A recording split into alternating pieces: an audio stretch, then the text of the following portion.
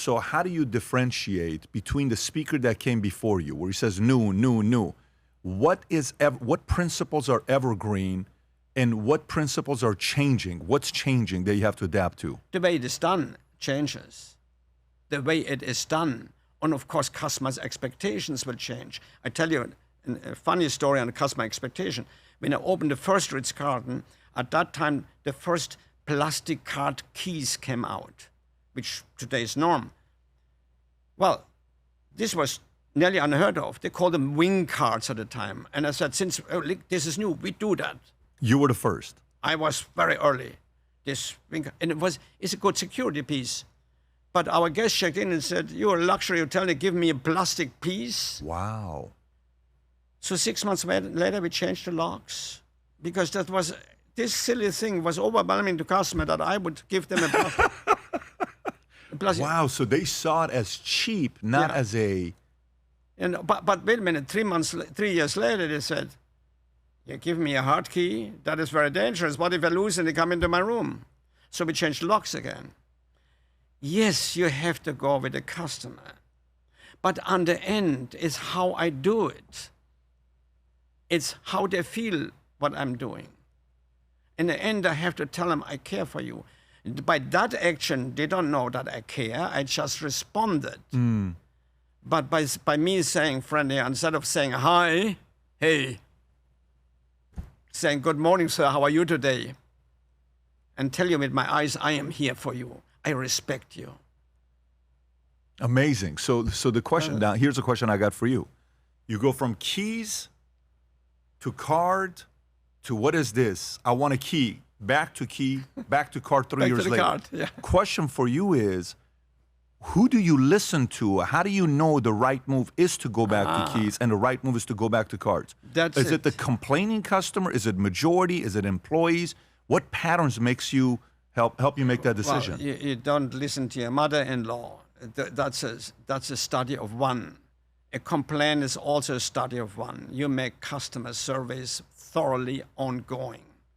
You have to understand what the market wants. It's not the individual. And that's a bad thing companies do, particularly entrepreneur owners, the billionaire owners. His friend tells him, and then he comes and changes it all because my friend told me. That's a study of one that you just don't respond to. You have to understand what the market as a whole wants. How do you do that? By making customer studies. We of course, it was easy in hotel.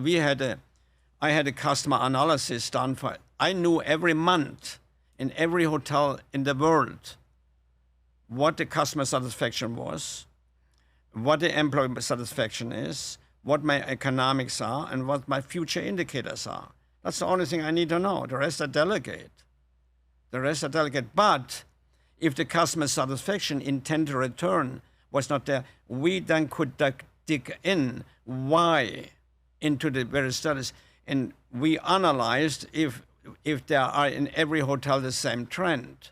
Got it. So we know what is there. We then tweak constantly. You tweak that you keep on serving the customer the way the customer wants to be served. Like what is AI doing right now to the hotel and hospitality business that some people are using that you'll say, I'll never do? And what is AI doing to the hospitality business that you love? Well, I'm not there. I mean, I'm generationally cannot quite accept it, AI yet. But I'm saying I work with a technical group and we are leader in the technology that is created for hotels. That's Capella.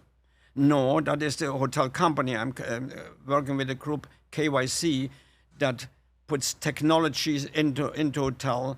So we know everything, and we partially AI. For instance, in AI, I can do everything, but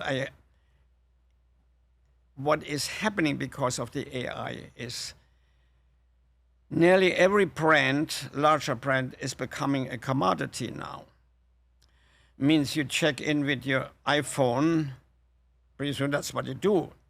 You check in, you call the elevator, you go into your room, you check out and so on.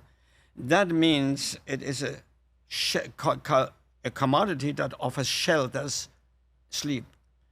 Hospitality cannot be replaced by AI. I still have to have a human being. I would still have, if I was running a hotel, I would do that. But I would have somebody on the front door that says, welcome, and walk to you to the elevator and say, I'm here for you. You're respected here.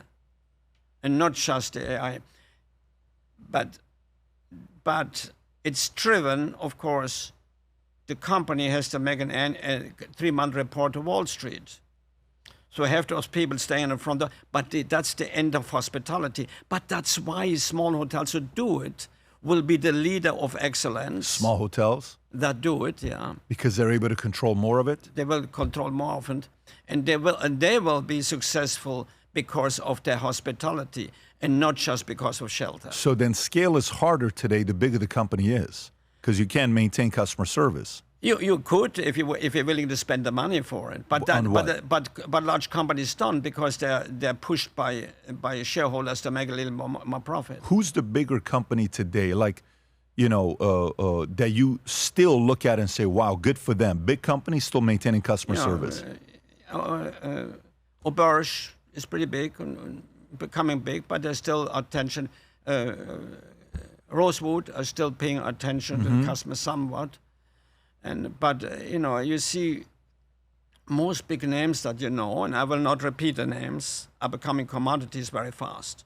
Do you, when you stepped away from Ritz, what year was that when you stepped away from Ritz? Well, I have finished my work with Ritz in 2002. 2002? Yeah. And you went to Ritz what year? 1974. From 74 to 2002. End of 73, yeah. Success is built on how you think. Influence is built on how you show up. Every detail matters because presence speaks before you do. This is more than style. The future looks bright. If you enjoyed this video, you want to watch more videos like this, click here. And if you want to watch the entire podcast, click here.